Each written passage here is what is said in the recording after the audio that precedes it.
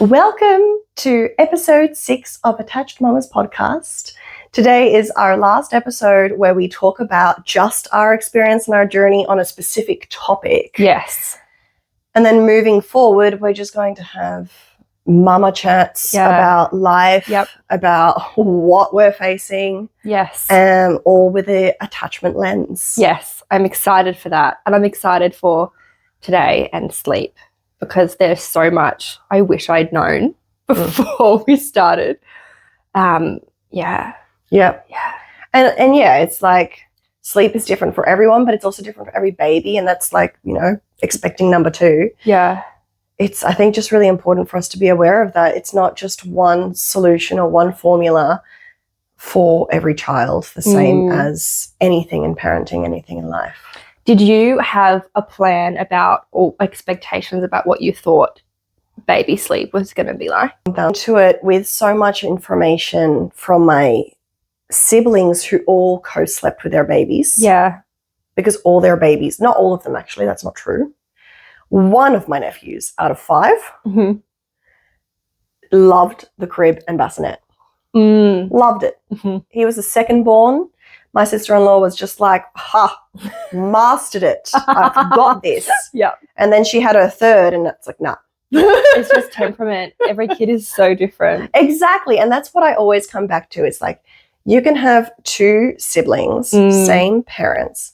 My first nephew to my brother was 1000% a co-sleeper. Yeah. He co-slept, I believe, until 8, 9. Sorry, you can correct me, Jess. He is, I believe, oh my gosh, this is pregnancy brain. How old is he? Born in 2017. Anyway, 9. So he's 9 and he sleeps in his own bed now, but it was only when they moved home last year that he really started sleeping in his own bed. Yeah. And the second born loved the crib. Yep. Loved the bassinet. Yep. She used to because I was used to rocking my nephews, and she just said to me once when I was taking care of him, I was taking care of the 2 kids. One of them doesn't sleep. Okay, no nap for him. The other one, she was like, just give him a bottle, put him in the crib, leave him with a bottle, walk out, he'll just fall asleep. And I'm like, what? I was like, what do you mean? Because we never had a child like that in the family. Yeah. She was like, I know, crazy, do it. Yeah. And then I would just go back in and take the bottle out. But Amazing. So I was not prepared for co-sleeping because long-winded answer. I thought this is still like a parent's thing of getting a child to sleep in their bed. So you didn't intend to co-sleep with C? You were like, I'm going to put him in his own bed when we get home. Yeah. Well, no. I thought I would have a co-sleeper bassinet. Yep. Never wanted him to be away from me. Yeah. But because I then had introduction to Dutch culture, because of my husband, I saw a lot of our Dutch friends having babies that slept in bassinets and cribs without crying it out. They, if they made a noise, their parents would see it on a monitor. They would check, and if they did cry, they always went. So I thought, okay, babies do that. Yeah. It must just be the Dutch must have just figured it out, and the Latin Americans behind. No, it's just individual children. Yeah. Yeah. And I would go one step further and say, although there are differences between children, I think the most common scenario is that a baby wants to be held and wants to be close with their parents at night and does not want to sleep alone. Exactly. 100%. And you're rocking your baby in your belly for 9 months. Yeah. And I find it so funny that people say, as soon as I lie down in bed, my baby starts kicking and moving. As soon as I sit down, they start to move. And then they're shocked when the baby that's out of the womb doesn't like when you sit down, doesn't like to be put in a bassinet. Yeah. They want to be with you. Why are we shocked by this? I know. We have literally just rocked them for 9 months. I know. So I'm actually really excited about second time because now it's like I get it. Yeah. Yeah. Yeah. My pregnancy brain is so bad, I don't even bloody know if I answered your question. Essentially. I think that you did. I think you didn't have a solid plan one way or the other. You were going to try with a bedside bassinet. And then when did it change? 4 months. Yeah. No, more closer. No, it was sooner. As soon as we got home from the hospital, 4 days postpartum, he was already not really wanting to be in the bassinet. He would be in the bassinet for like one stretch. Yeah. And the rest of the night, he didn't want to be. So we would just chest sleep. Yeah. I didn't even know about that with co-sleeping. Yeah. So that's why one of the big things we're going to talk about today is whether or not you plan to bed share, learn what it is to sleep well, like to safe sleep with bed sharing. There are guidelines of bed sharing, but if you think I can't do it, I'm not going to do it, it's so dangerous. Yeah.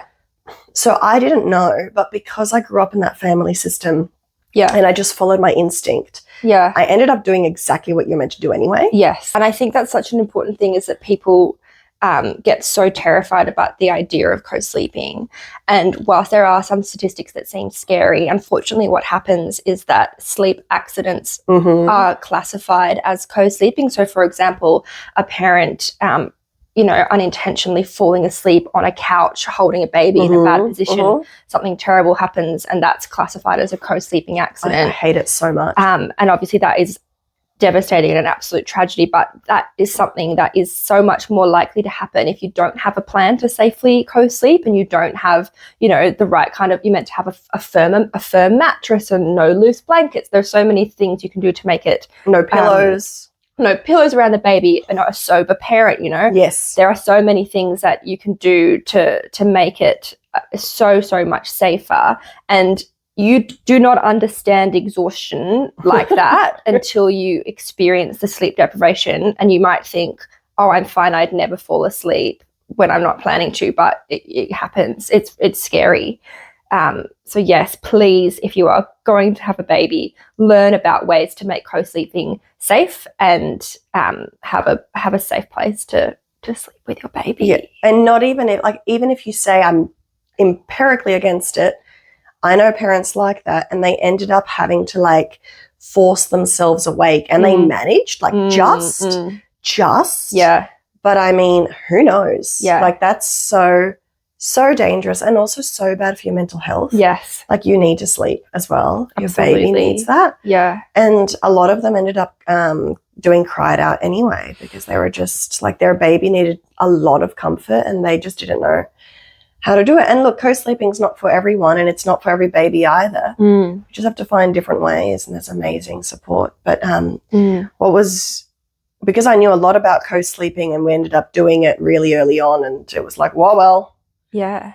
I'll just say one thing before as well, at the 4-month mark, the 4-month sleep regression, I remember, because Sven was so against co-sleeping, and we weren't against it because we didn't want to be with our baby. We were against it because we saw how it impacted a lot of the families in our lives that we knew. It impacted their marriages. And now I can tell you, 2.5 years and pregnant, it doesn't have to impact. It can, but it doesn't have to. Yeah. And it didn't impact our relationship. It made it stronger. Yeah.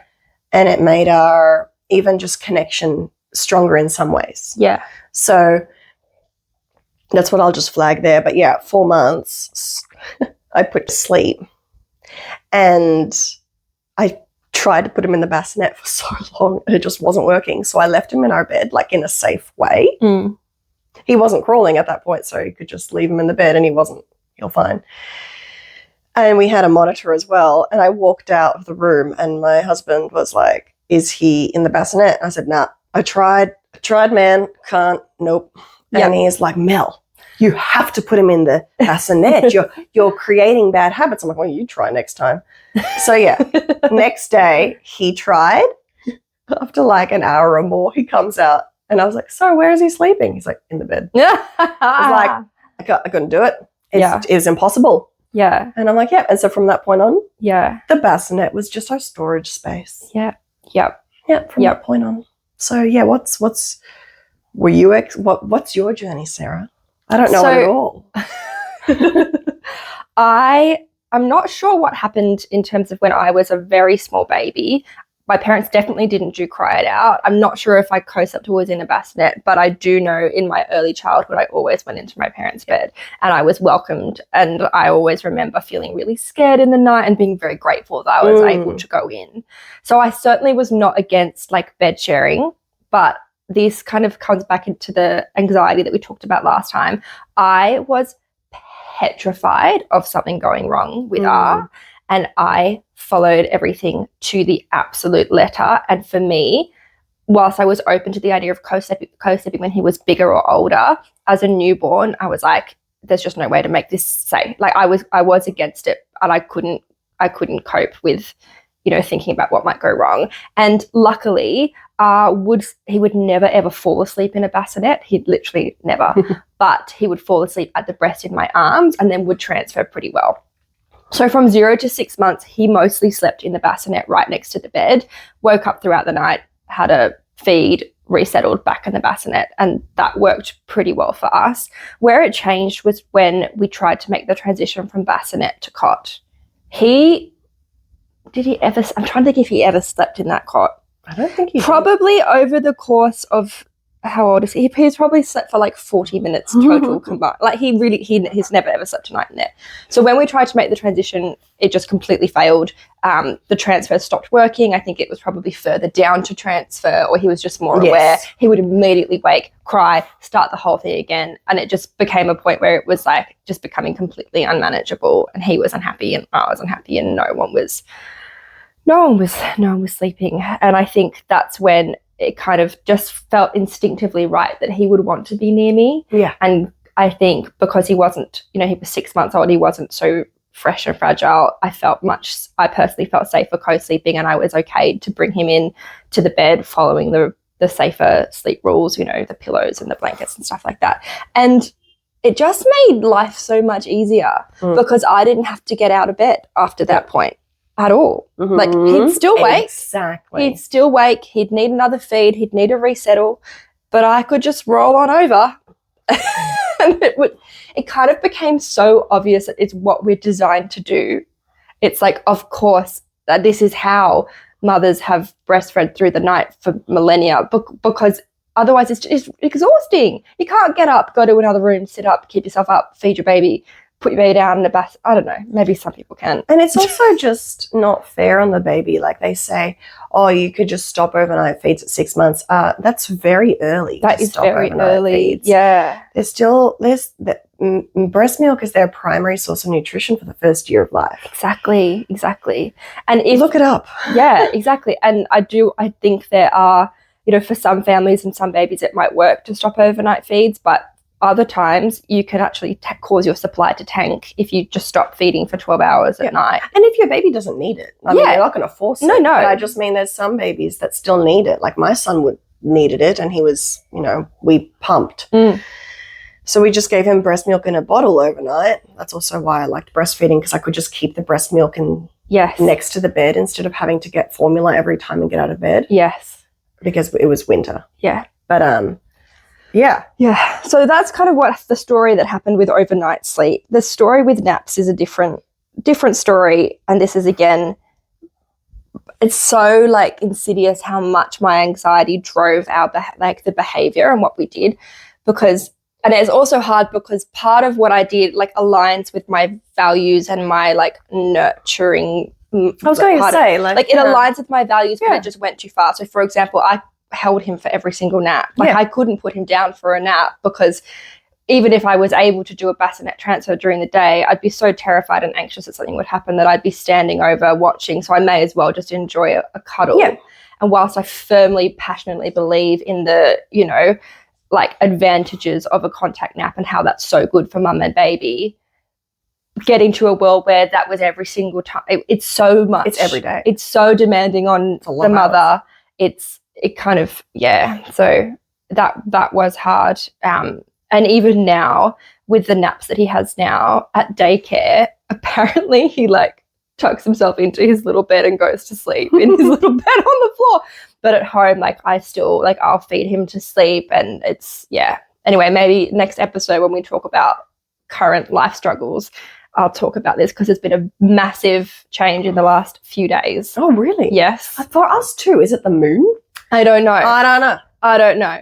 But yeah, I think something, whilst I might think, oh, I'm sad with how anxiety impacted things, I know deep in my soul I will never regret holding my baby. No. I will never regret sleeping next to him and giving him nurture at night. And I don't know anyone who regrets it. yeah. Everyone who talks about regretting it, I'm like, have you done it? Yeah. I don't think that they have. No. Everyone who says it, I'm like, I don't think you've done it because you have no clue. No, exactly. But the funny thing is like Sven and we have this awesome local guy who picks us up from the airport because he's got a car seat. Mm.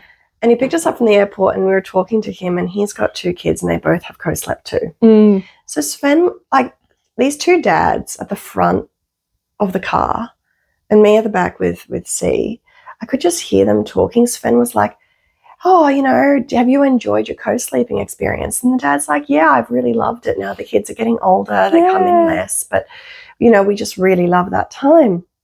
And Sven said, isn't it so special that we get this time with our children? Yeah. And listening to him and me sitting at the back and going like, oh my gosh, from a guy that's always like, I don't want to co-sleep, to now just saying, and he said, these are the years that we're going to miss. I know. And he was like, these are the years that when we're in our 80s or in our deathbed, we're going to look back, and I always have tears. Mm-hmm. We're going to look back and go, we had these moments with our babies. It gives me goosebumps. I know. And it was just such a beautiful thing to hear these 2 dads talk about that. I know. Because so many people are like, oh, the poor husband, the poor dad, he doesn't want this.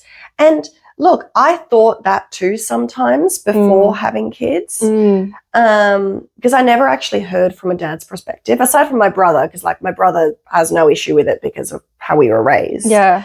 But men like Sven, who was raised in a completely different, like Sven was put in his own crib in his own room from the day he came back from the hospital, which is the day he was born. Wow. So a few hours he was in his own crib in his own bed, which was normal back then and very normal in the Netherlands. So it was for them, it was like, this is just what you do. Yeah. And luckily for them, Sven was totally happy with that. Yeah. Baby number 2, though, my sister-in-law, not happy with that. Yeah. Normal. Yes. Yeah. But they were like, what? And she was just like, well, that's a normal baby. Yeah. But Sven's just like, he loves co-sleeping so much. Yeah. And now with baby Jay on the way, and I've just had like a hospital stint, so I needed to be sleeping in another room because I was really unwell. We are okay. I'm sleeping in the other room now. C only cried for one night when I was in the hospital because he didn't know where Mum was. Yeah. But the day that I came back and I was in the other room, Yeah. he knew Mummy was there. Yeah. He was safe with Daddy. Yeah. No crying. Yeah. Complete comfort from Daddy. And last night was the first night that I went back into the bed with him, and I actually wasn't sure if he would want me. Oh, of course he would want you. No, I was really like, I wouldn't be surprised if he actually now went to Dad. Yeah. But no, it was almost like I never left. Yeah.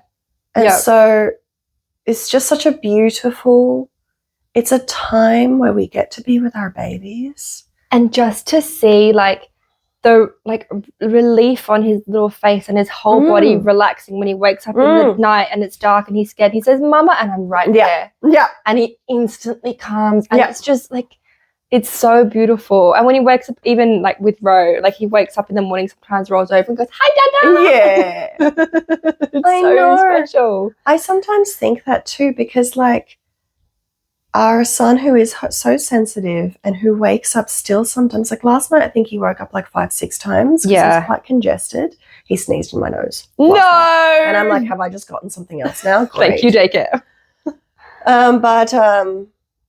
Yeah, it's because we had a different experience, and I think this is maybe good for you to talk about as well with the anxiety. Yeah. Poor Sarah. Poor Sarah. I know, I'm like, poor Sarah with anxiety. But because I have always been able to just leave him in bed and leave. Yeah. From 4 months. He's also not a crazy thrasher mover around in bed. Yeah. So we were able, and now that he's older, he does move more, but now we just can put pillows because he's 2. Yeah. But I was always able to just leave him in bed and come out and have quality time with Sven. So I would put him in bed at around 7 o'clock and then we would have a few hours. He may wake up multiple times between 7 and 10. Yeah. Which he does. We would go straight in, comfort him, and go back out because it was so quick to put him back to sleep. Yes. And it was just amazing over the months how less and less and less he'd cry for us. Yeah. Because he knew that you were there. Yes. And it was the most beautiful thing that he would just, he would only, all he would have to go is, and we would hear it because this house you hear everything. And we would just go immediately and he'd be sitting up just waiting. And then as he got older and he now can talk, and I would say, do you want a cuddle from mommy? And he'd go, yeah. And he would literally, I would just lie down and that's all he wanted. Yeah. He just would go on my chest or even Sven and then immediately fall back asleep. Yeah. Just, and I did it once with Sven. I was like, can I just go on your chest and hear just to mimic, see? And it was like, I can hear your heartbeat so strong. Yeah. That's what he's hearing. Yeah. That's what he wants. And it's so soothing to them. And we used to do that with our partners. Yeah, I know. We used to cuddle and listen to their heartbeat too. Yeah. And I think the other thing that it's doing, and you'll know more about the science behind it than I do, but it's keeping their cortisol down. It's not letting them get to those levels of extreme distress that babies get to when they are not responded to. And I think it sets up their whole, future in terms of how they manage stress, and it's like, it's critically important work, nighttime nurture. It's hard because you're tired, but it's so important. It is massive.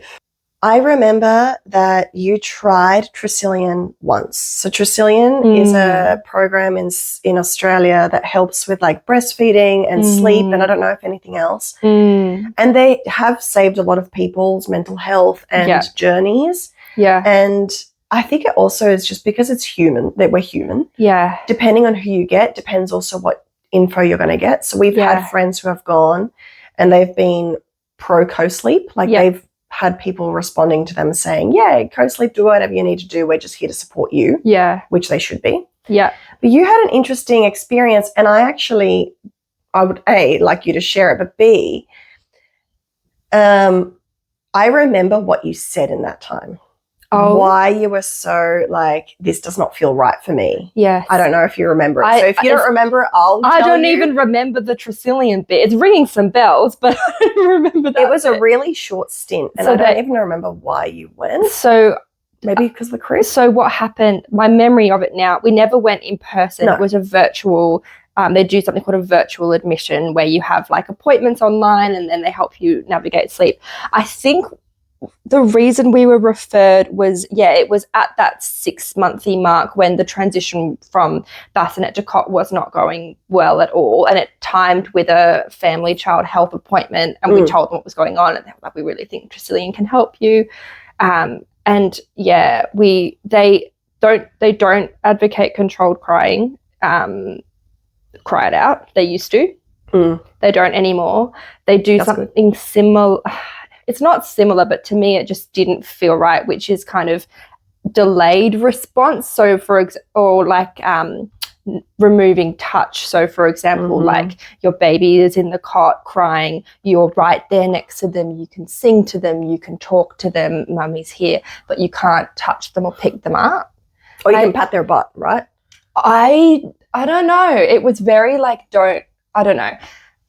It was more, correct me if I'm wrong, but I thought it was also like, don't do what they actually want you to do. Yeah, like the baby wants you to pick them up. Baby wants you to pick them up. Yeah. Don't do that. Yes. I know why it was. It was because I was, God, postpartum is a haze. It was because I was breastfeeding to sleep. Right. And the family health nurse made me feel very bad about that. She was like, little does she know how long. Little does she know. I'm so sorry, Jan, but we're doing it 2.5 years later. Okay? I'm sorry, that's hilarious. Anyway, and like, let me be very clear, she was very pro breastfeeding. She was not anti-breastfeeding, but what she said to me was, you need to separate the association from breastfeeding and sleep. And what you need to do is you can have a feed, but then we read some books and then you put them to sleep and they self-settle, self-soothe in the cot. Babies don't self-soothe anyway. No, they don't. So we tried the Stricillin thing. We tried it for a very short amount of time. It felt so innately wrong to me to not pick up my baby when they wanted me. That's I remember. I think it what was you like said 2 minutes. I lasted like 2 minutes and then we were both crying. I was like, he just needs me. But I just love how you listen to your instinct. Yeah. You know, that's instinct. Yeah. You know, if we're going to separate instinct and anxiety, that is instinct. Correct. Yeah. You know, this does not feel right. No. Yeah. Yeah. And like just on the concept of feeding a baby to sleep, it's by biological design. They fall asleep there with milk. SIDS. They fall asleep because they're meant to. It's the easiest way, even with it's the easiest, the sucking soothes. It's how to get. Even my son still sucks to sleep, but it's water. So we've finally weaned him off milk to protect his teeth because at this point I'm not pumping anymore. Yeah. Thank goodness. But can you imagine pumping while pregnant? No, I really could not. But he drinks a bottle of water to go to sleep. Yes. Yeah. Yeah. Yeah. Which is not fun for nappies. But I mean, like, he still needs the suck. And we don't give him more water because otherwise, yes, we would have to be changing his nappy in the middle of the night, which is ridiculous. So we have to just, it's okay, there's no more water, there's a bit of crying, but it's just like he still loves to suck to sleep. Yeah. There's a reason for it. Yeah. And I don't want to give him a dummy because that's like... Yeah, we've never done. Let's not introduce something else that we have to then wean and it's bad for their teeth again. I was a dental nurse. I'm obsessed with teeth. I know, it's true. I think, yeah, and whilst, I don't know, everyone does what they need to do to survive and every scenario is different and every single baby is different, but I think this expectation that society seems to have, or a lot of people seem to have, that, you know, babies can be by themselves at night, or, you know, it's appropriate to kind of cut off that, you know, you can kind of clock off from nurture and parenting at a particular time and that won't have any consequences. I think we really need to keep challenging that and also consider whose needs are we prioritizing. Yes. And to your comment earlier about, you know, poor dads, why are we prioritizing an adult man who can regulate? I'm speaking about a hypothetical person. My husband's amazing. Your husband's amazing. Talking about a hypothetical one. Why are we prioritizing the needs of an adult man who should be able to regulate his own emotions over a brand new infant? That's wrong. And we're setting up that baby's neural pathways, their nervous system for the rest of their life. I would literally say that in every single episode. Yeah. Our babies, we are setting them up for life. Exactly. Are we setting them up for a lifetime of trauma? Are we setting them up for a lifetime of attachment issues? Are we setting them up for having to need extreme therapy?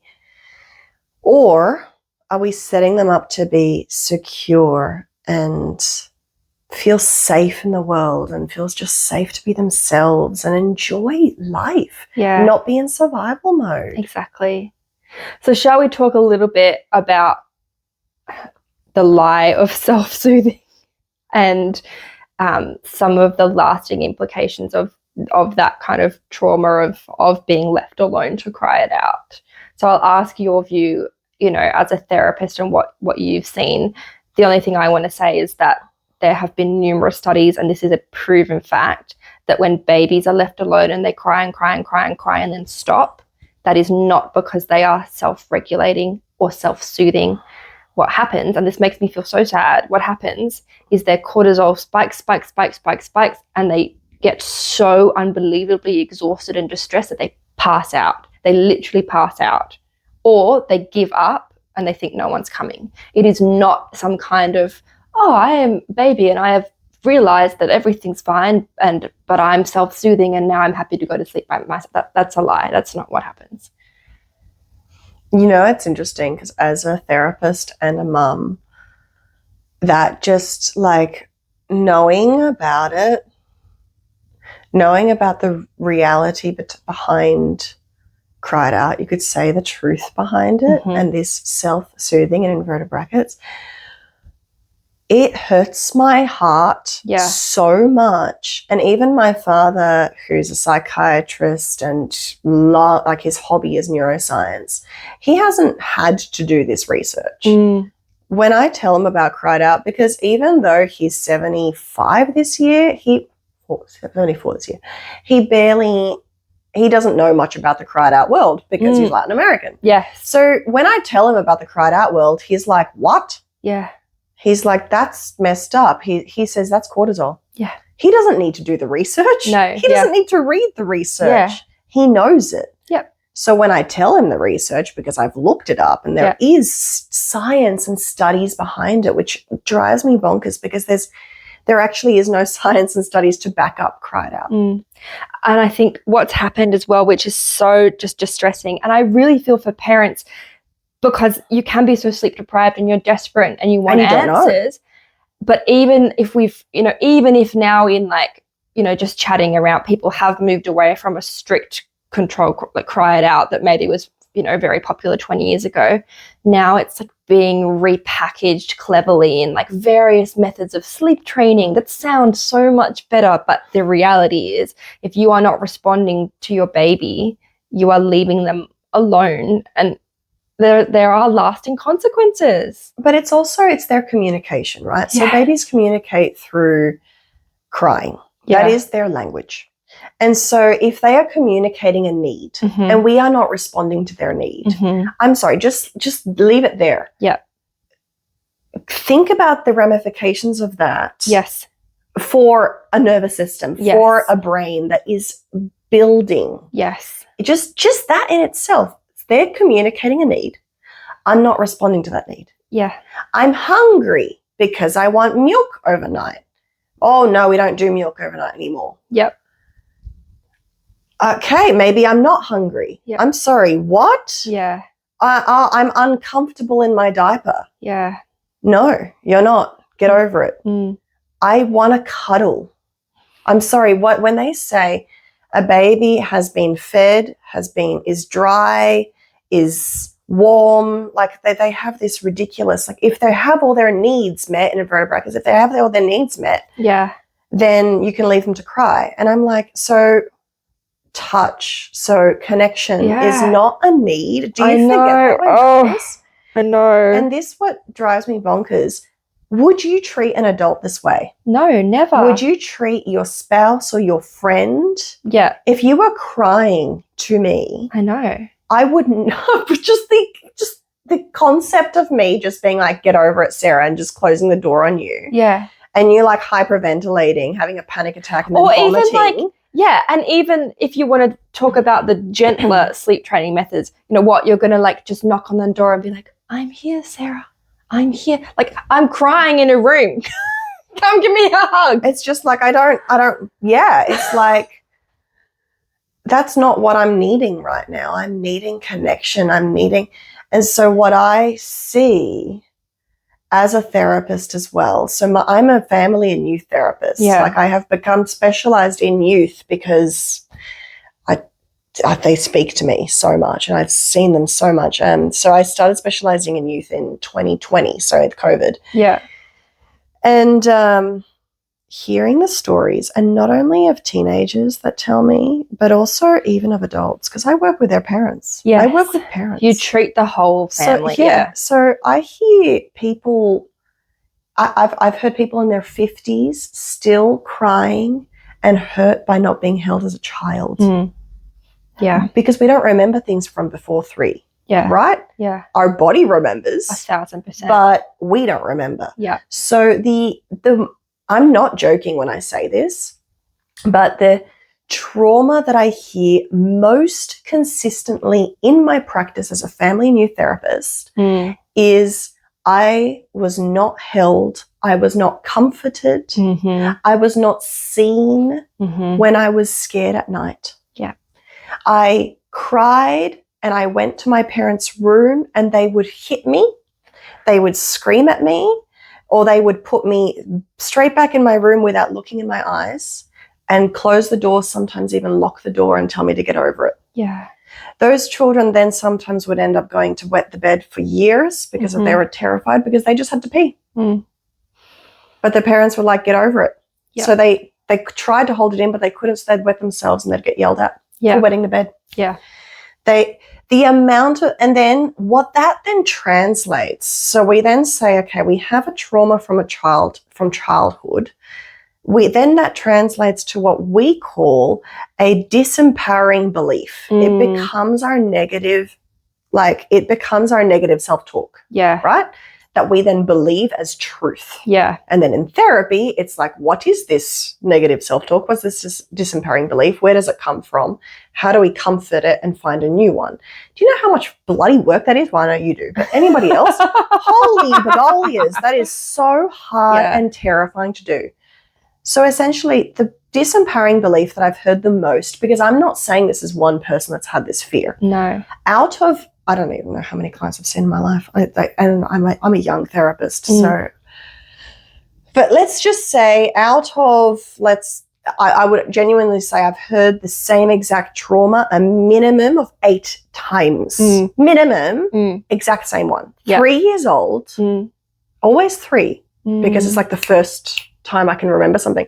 3 years old, going to my parents' bedroom, being denied contact, connection, either through emotional or physical abuse, and being left alone. Yep. And that disempowering belief is usually then translated to I am unloved. Yep. I am not enough. Yep. I don't matter. Yep. My cries or my needs are not important. Yep. Or I'm a nuisance. I'm sorry. That is, and then these people end up having attachment disorders, depression, anxiety, suicidal ideation, self-injury. I'm not saying they have all of them, but sometimes they do. Yeah. And I think, I have memories on the other side. Like my parents, that is one thing I am grateful to my parents for, that they did, in my view, they did right, because I remember waking up and just the fear of being alone. Like, I would be absolutely terrified. I would go up to my parents' room and I would open the door and I would creep in, and I was always welcomed. And the immediate relief that I felt, like, just even, I can't even imagine what it would have been like to not be let in, and like my heart breaks. Like, that would just and just even being like waking up and being scared of the concept of going. Yeah. Yeah. Or just knowing it's not an option and having nowhere to go, and just sitting awake and sitting with that fear for hours. Yeah. It's yeah. So yeah, whenever I hear these stories, and I hear them way too often, and I will continue to hear them. Yeah. Is just like, why? Yeah. Why? Yeah. Is so unnecessary, and it's so against our instinct.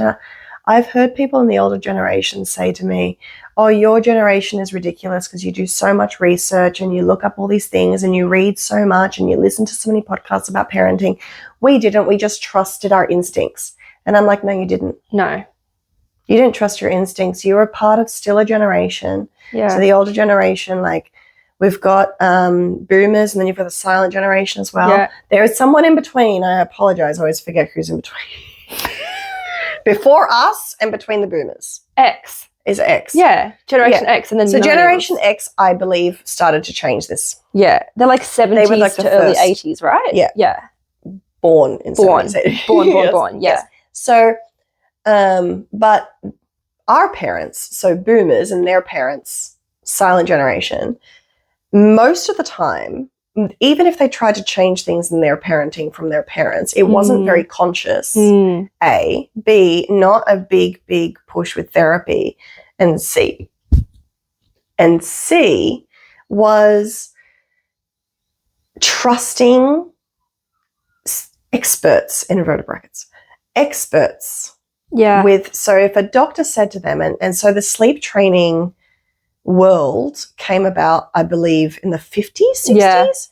And it's funny how I hate it so much that it doesn't even stick in my brain. Yeah, I've blocked it out because it's so traumatic. But it's something like, it's a bunch of men that didn't have children, and basically it's designed in order to free up the wife to be available for the husband and make children like not a problem. But also women in the workplace. Yeah. You know, you have to get back to work. Yeah. And look at the states where women go back to work much sooner. Exactly. Even in the Netherlands, they go back to work sooner. So in the Netherlands, it's 3 months max. Yeah.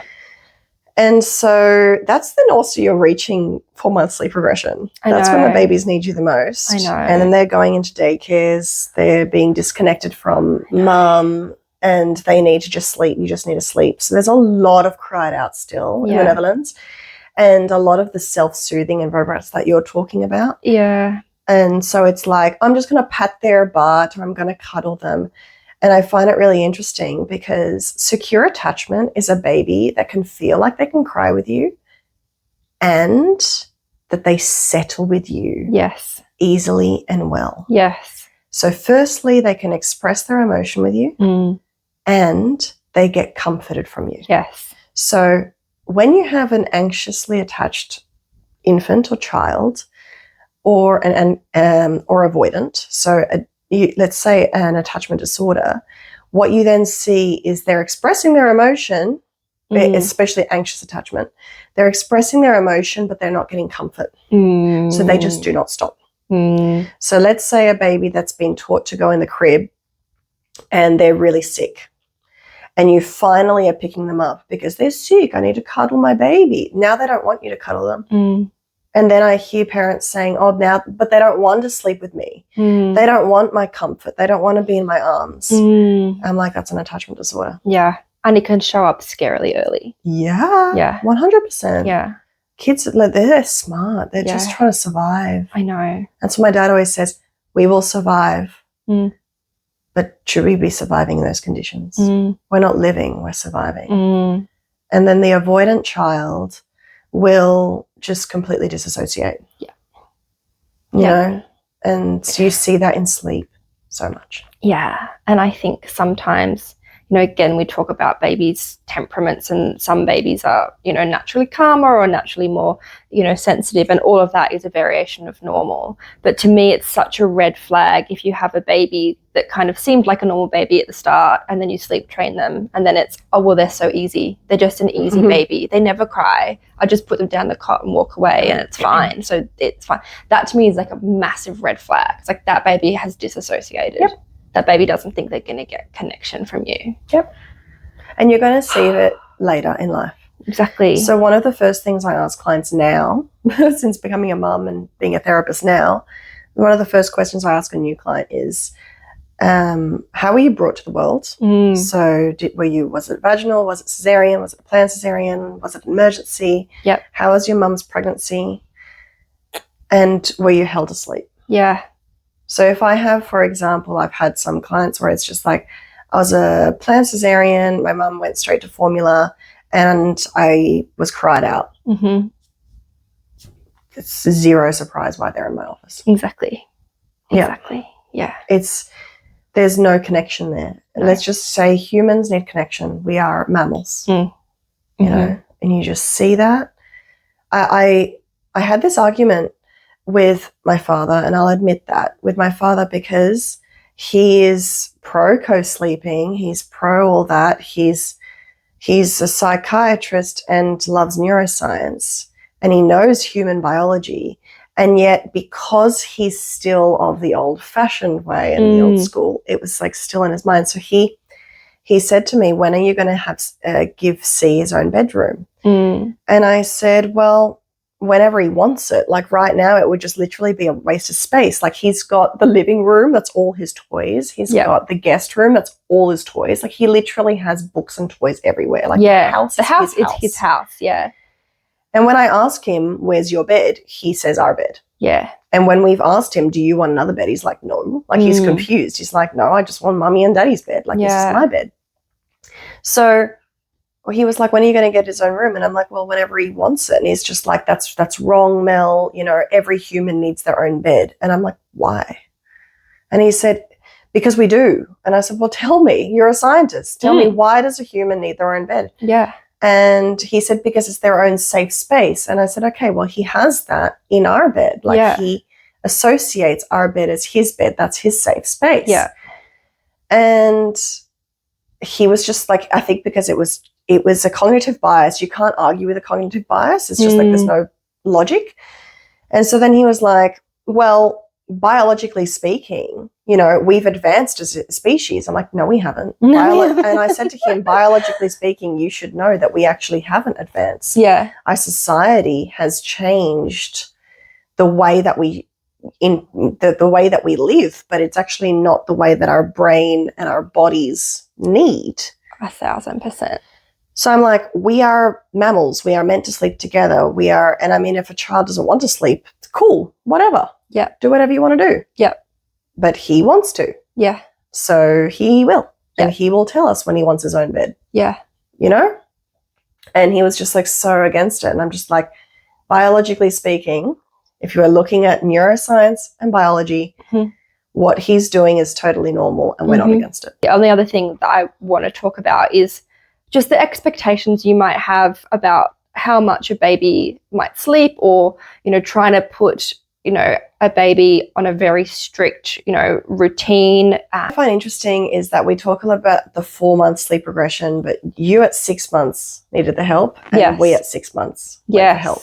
And I have another friend who's going through 6 months now, or that went through 6 months, and then they were like, oh my gosh, what's happening? And they looked out for a sleep consultant that said that they were gentle. When they sent them what they did, they were like, Mel, they asked me, they're like, Mel, is this gentle? It doesn't seem right.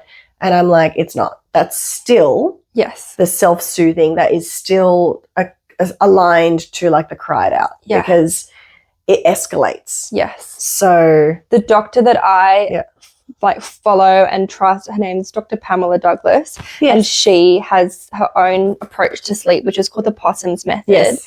And she has studied how babies sleep in Indigenous communities and how babies sleep across the world. And her observation is that babies in the West cry more, they're fussier, they don't sleep easily. We've kind of got all of these problems, and babies in communities that perhaps live more the way we once did, or kind of are biologically designed to live, fall asleep easily in their mother's arms, at the breast, on a sling. And it's because they've had deep, rich sensory nourishment from their environment. They've been outside, they feel the air, they see different things, they see colors, they touch and feel patterns, and they're kind of have nourished a sensory experience that then enables them to fall asleep with a caregiver. And, she talks about this kind of myth of babies being overtired, and that's why they can't sleep, but it's actually, it's not overtired, it's undernourished. Is that your interpretation of it? Yes. Yeah. And that's exactly, so nurtured medical is one of the practices. It's the only practice that I know that it's a GP practice that is centered on families, and all the doctors are either I think they're all lactation consultants, but they're also all possum certified. Yes, yeah. And what I love about it is that they're GPs and they're possum sleep certified, which is a neuroscientific approach to sleep. Yes.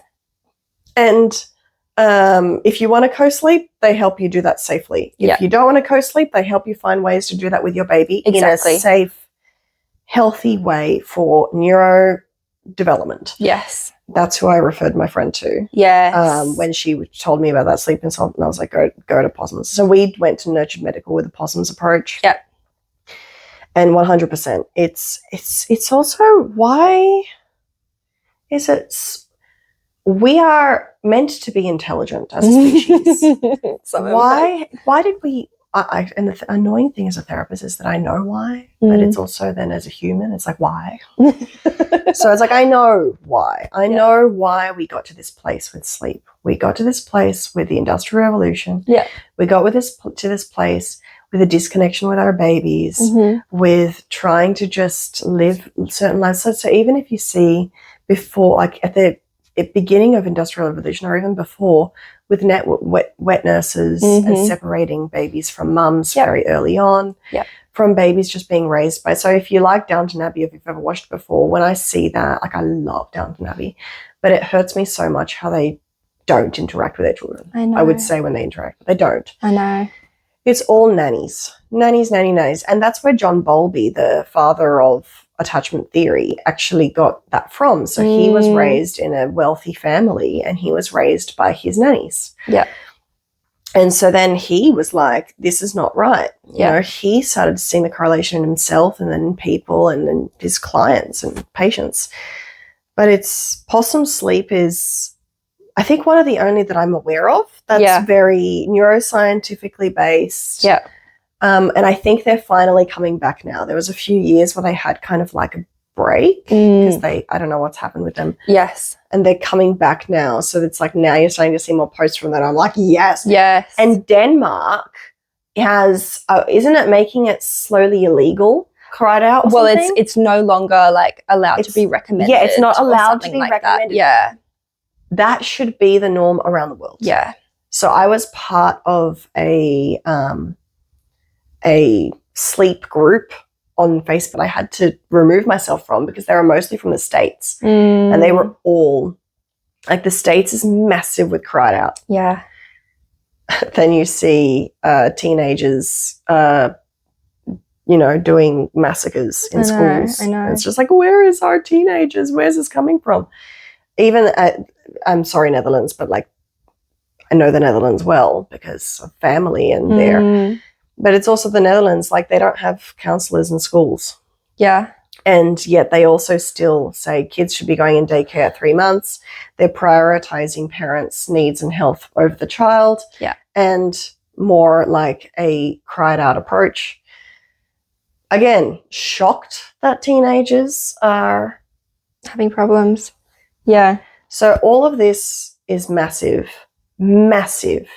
And I'm really hoping that one day soon, this may seem extreme to people, but I'm hoping that cry it out, like the full cry it out. Shut the door, walk away. And shut the door, letting a baby vomit on themselves and ignoring them. That I hope is classified as child abuse. Yeah. No. Because it is. Yeah. I'm sorry. There's no, it is. Yeah. Yeah. You know, the self-soothing of the butt pats and everything, it's not great, but it's the full cry it out. Yeah. That's child abuse and should be classified that way. Agree. And we should be supporting parents better. Parents do the best they can. %. And we should be having possums with every GP. Yes, exactly. You know? And learning about the benefits of safe co-sleeping and how that can actually help everyone in the family. And not being against it. Get more sleep. As soon as you make a first-time parent terrified, then they're not going to look into it. Yeah. Teach them how to do it well. Yes. And to just for safety. Yeah. And also the thing is you also then see people lying to doctors. Oh my gosh. I saw something about that the other day. It's something crazy. I would lie. If I had a doctor that said don't co-sleep, I would just lie to them. Yeah. But I don't want to be lying to my doctor. Yeah. You're not meant to be lying to professionals. We shouldn't be in a position where we have to feel like we're doing something. Yeah. So yes. So I think we're going to keep talking about sleep anyway because sleep is a massive thing with attachment. Yes. And it doesn't end at the 1 year mark. I have a massive update, which I'll give you in our next episode. Yeah, exactly. Yeah. So it's just like sleep is constant. Yeah. And it's a scary time for our babies because they're away from us. And they're going unconscious. Even if they're next to us, Yeah. they're away from us because they're in another world. Yeah. Like they're in their unconscious, which is a scary place to be. Yeah. So, we're going to keep talking about sleep. Yeah. We may feel radical for people, but I honestly don't care. No. Because there's the amount of research that can back us. It's like if we talk about books to recommend, I'll just throw them at you. Yeah. And this is the other thing that I just know deeply in my soul. Every generation will get something wrong. I'm sure we'll get something wrong with our parenting. It's not this. No. It is not nurturing my baby throughout the night, co-sleeping, being there, responding. That's not what's that's not what we're going to get wrong. That is how it is meant to be. Yeah. Yep. And I'm really hoping, like that's one of my biggest fears of like a future grandmother or mother-in-law is if they're like, oh yeah, we're doing cried out. But I'm really hoping that by the time we get there, it's gone because it'll be a while. Yeah. because you're not going to be teenage babies. You're not going to have babies when you're teenagers. But hopefully it's gone. Yeah. And yeah, I think it. I have hope. Yeah. That it'll be gone. But also we've raised our children differently too. Like we were both held and nurtured, so we knew to do that. Yes. And even Sven, who he wasn't like totally against it or opposed to it. Yeah. So there is hope. So I think our advice is, tell me if I'm wrong, if you are not a parent yet but you're going to be a parent or you're pregnant, look into how to safely co-sleep. Have a plan in case your baby does not want to sleep in a bassinet and you're exhausted. Look into the research about why it's important to nurture at night, and just educate yourself and surround yourself with people that will help you and support you. If you are someone in the trenches right now and sleep is hard, like, our hearts go out to you. 1,000%. But removing connection and denying your baby what they need is not the answer, and there are other ways that you can make things better. Yeah.